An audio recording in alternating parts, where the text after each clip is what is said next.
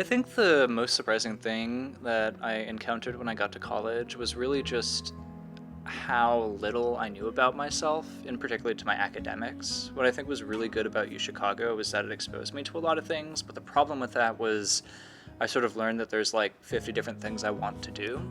And I really thought, for the longest time I wanted to be an engineer or an economist or a biologist. And really after taking like 4 classes, I was like, wait, actually, what do I want to do? Because like there's this here and this that, and like they're all taught very well and made to seem very interesting. And it was really hard sort of being like, I need to justify this thing that I thought I'd wanted to do for a very long time. But sort of as I've learned, that's sort of what college is about, is sort of not knowing stuff and trying to fill in those gaps and like figure out who you are.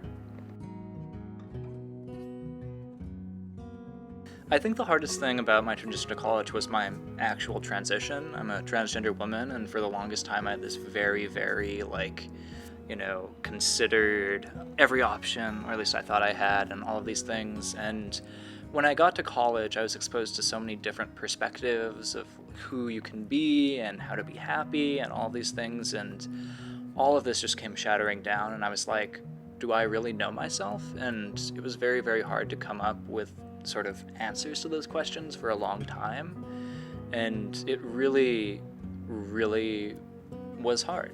And I'm very grateful to the people who helped me get through it. And I mean, if any advice about sort of tackling with that stuff is really just find people who love and accept you, and it takes time. And I think that's probably the hardest thing, is knowing that it takes time to figure things out.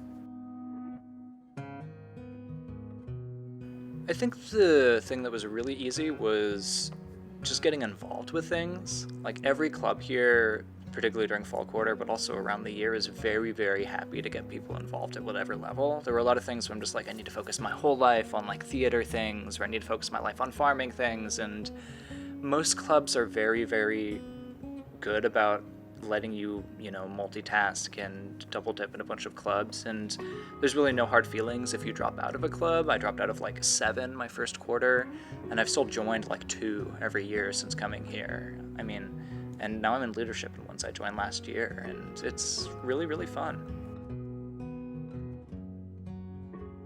If I could give myself one piece of advice, it probably would be just try things. I think one of the beauties of college is that, the world's a scary place, and trying new things often is very scary for a lot of people, myself included, but college is this sort of beautiful place where all of these opportunities come at you, and knowing that you are not defined by what you do, and you aren't defined by what you choose to like really invest in, and knowing that, it's okay to go to this one random club that you thought you'd never go to and figure that out and like try it out, and it's okay to try sailing or jump in the lake and all of these things, where there's so much that life has to offer that I really thought, like my 3 little things that I was really good at, I had nailed down. But sort of now I'm in this place where every single thing is a new experience, and I really just want to keep experiencing new things, and I really wish I had known that instead of just like shutting myself in my room my first quarter.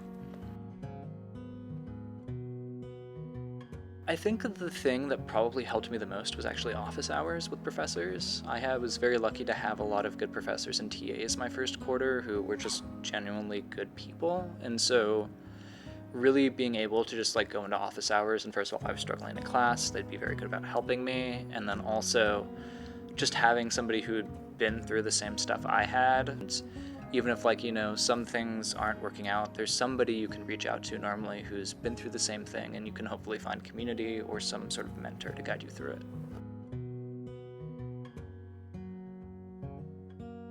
Sus.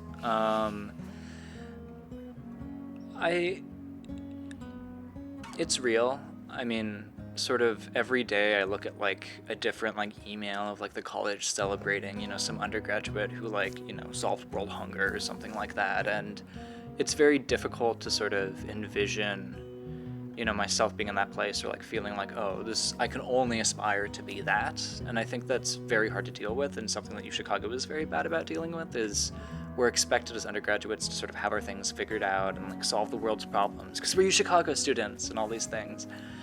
And what I just couldn't really deal with that, and sort of I shut down whenever I was presented with that stuff, and I'm a very competitive person, so that was very hard. But I've sort of realized now that, like, the truth that I am living is just me, and I can't be somebody else, and I can't aspire to be someone else. And even if I'm not solving, the world's problems, I'm happy doing specific things. And really, I think that's what's important, and that's really important to realize, is that even though there are people who are great at going to do more things, it's sort of realizing that, oh, that's what they're great at, and they're going to be congratulated on that. But I'm going to find something I'm good at and keep doing that and just be me in that place. And really sort of knowing that even though there's there's 1 in a million people here, those are the 1 in a million people. And because they're doing those 1 in a million things, that gives me so much space to go do my own thing. And I should focus on figuring what that is rather than trying to figure out how to, I don't know, get some sort of crazy grant and, figure out some machine learning thing. Felt homesick a lot my first quarter. My parents and family hadn't really realized that I missed them as much as I did and appreciated and loved them as much as I did until I left, which is very sad, but happens to most people. And I think what really helped me through that was just, out of the blue calling them.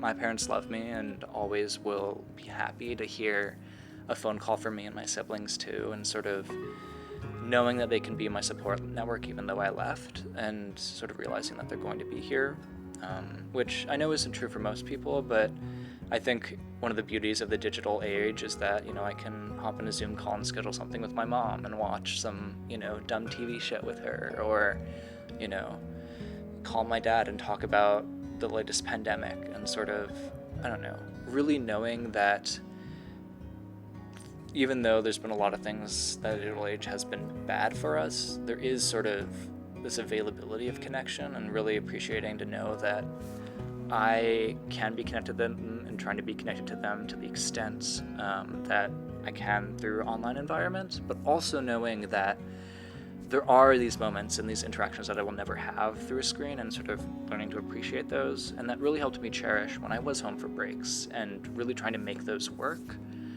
and knowing sort of how to sort of bridge that gap. So just give your parents a call. That's something that you'll appreciate, even though you don't know it, and they'll appreciate too.